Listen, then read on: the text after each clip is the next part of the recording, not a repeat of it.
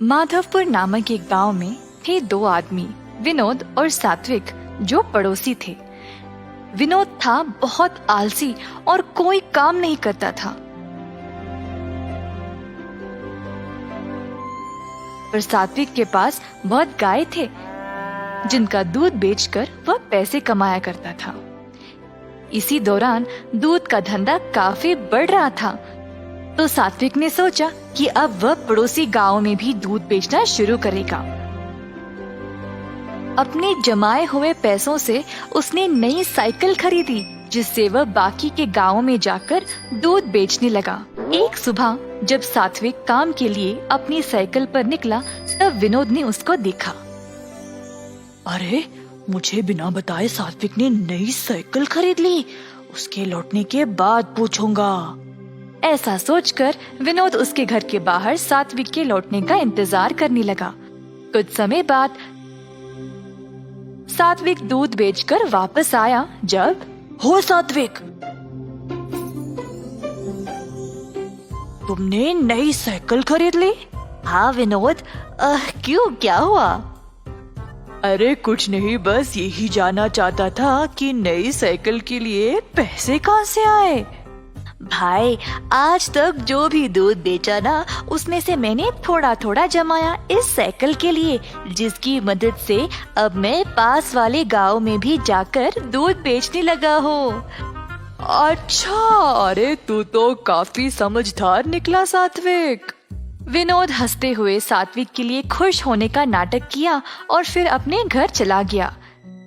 घर जाकर विनोद सोच में पड़ गया कि इतने कम समय में सात्विक ने नई साइकिल खरीद कैसे ली। विनोद ने खुद तो कुछ नहीं लिया। उदास होकर विनोद गहरी सोच में ही डूबा रहा। मैं क्यों इतना उदास रहूं?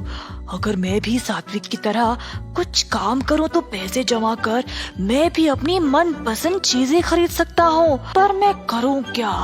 अरे हाँ, मुझे तो जलेबी बनाना बहुत अच्छी तरह से आता है। हाँ, मैं एक जलेबी की दुकान शुरू करूंगा। फिर अगले दिन विनोद ने अपनी एक छोटी सी दुकान खोल ली और गरम गरम जलेबी बेचने लगा।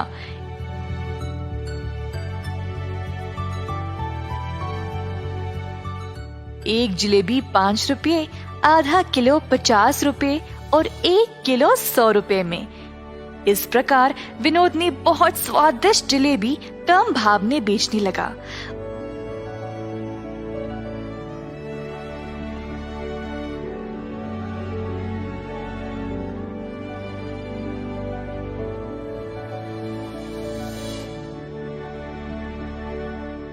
उसके गर्मा गर्म जलेबियों की सुगंध गांव के कोने कोने तक पहुंच गई।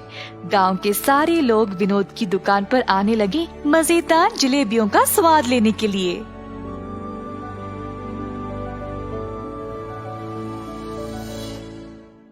कुछ ही दिनों में विनोद की जलेबी बहुत मशहूर हो गई। एक दिन रमेश नामक एक आदमी उसकी दुकान पर जलेबी खा रहा था। वाह विनोद, तुम्हारे हाथों की बनाई हुई जलेबी बहुत ही मजेदार है। इतने कमाल की जलेबी मैंने आज तक खाए ही नहीं। भाई वाह! ऐसा कहकर रमेश जलेबी के मजे ले रहा था और बाकी के लोगों ने भी उसकी बहुत तारीफ की। पूरे गांव में विनोद की दुकान और भी मशहूर हो गई। अब धीरे धीरे विनोद थोड़ा घमंडी बनने लगा। मेरे जैसे जलेबी तो और कोई बना ही नहीं सकता। मुझे जलेबियों का दाम भी बढ़ाना पड़ेगा, इससे मैं और ज्यादा मुनाफा कमा सकता हूँ। दुकान पे आए हुए सब लोगों को विनोद ने बोला, जी आज से एक जलेबी 10 रुपए, आधा किलो 100 रुपए और 1 किलो 200 रुपए में। एक आदमी उदय, जो जलेबी खरीदने आया था, उसने कहा, अरे भाई साहब, जलेबी इतनी महंगी कब से हो गई है? बाकी के दुकानों में तो किलो 100 रुपए में ही बेचते हैं। अगर मेरे जैसे स्वादिष्ट जलेबी कहीं और मिले ना, तो वही जाकर खा लीजिएगा, मुझे कोई फर्क नहीं पड़ेगा। विनोद जैसी स्वादिष्ट जलेबी कहीं और नहीं मिलेगी। ऐसा सोचकर लोगों ने अब महंगी जलेबी खरीदना शुरू कर दी। इस गांव में मेरे जैसे जलेबियों को टक्कर देने वाला और कोई है ही नहीं। गांव वालों को तो अब मेरे स्वाद की लत लग चुकी है। ऐसा सोचकर उसने जलेबी को तोलने वाले तराजू के नीचे सबकी नजर से चोरी एक छोटा सा भार लगा दिया, जिससे वे लोगों को ज्यादा पैसों में कम जलेबियां बेच सके। इसी तरह विनोद का कारोबार उसके अनुसार चलता रहा। एक दिन गांव के जमींदार को विनोद की जलेबियों के बारे में पता चला, तो उन्होंने अपने नौकरों को उसके पास 1 किलो जलेबी लाने के लिए भेजा। नौकर गए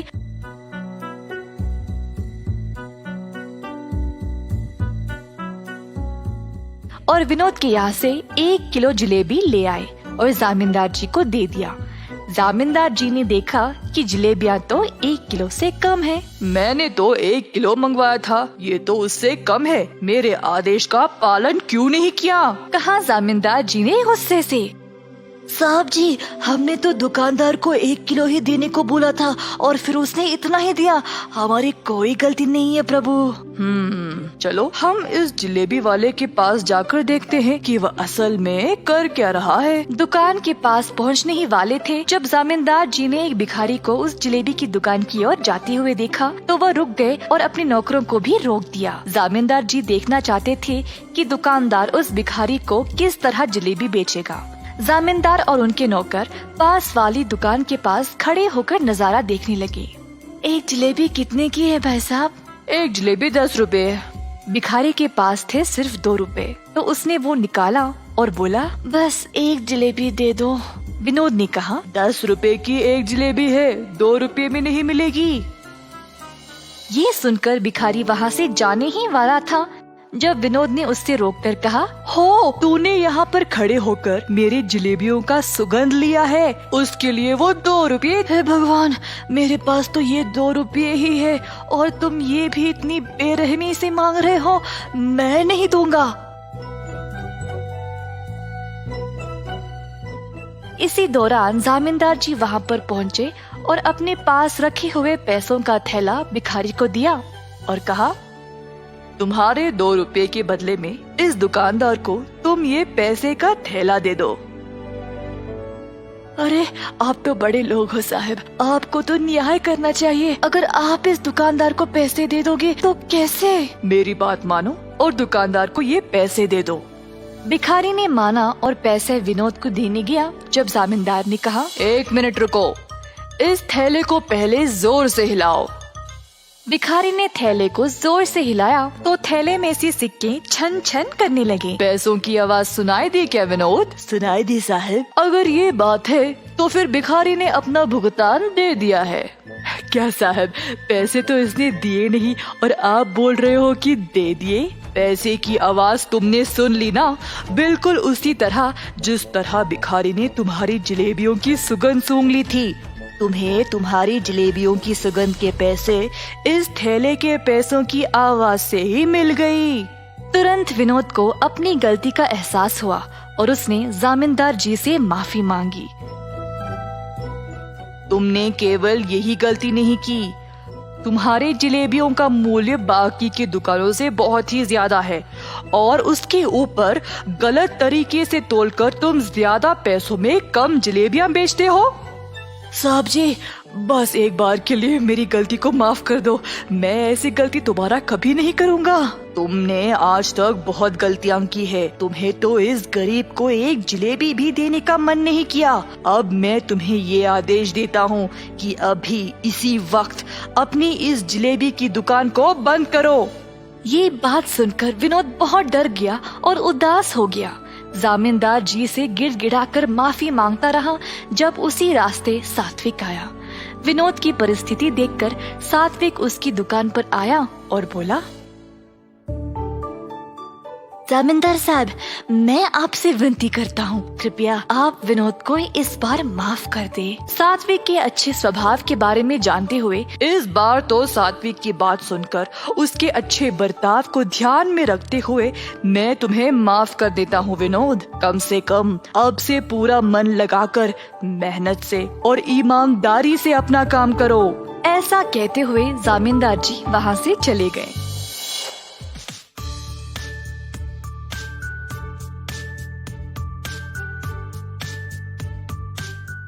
सात्विक और जमींदार जी की बात सुनकर विनोद ने अच्छा नाम कमाने का ठान लिया। पूरी लगन और ईमानदारी से उसने दोबारा अपना कारोबार शुरू किया। इस वजह से अब और भी लोग उसके पास जलेबी खाने आने लगे।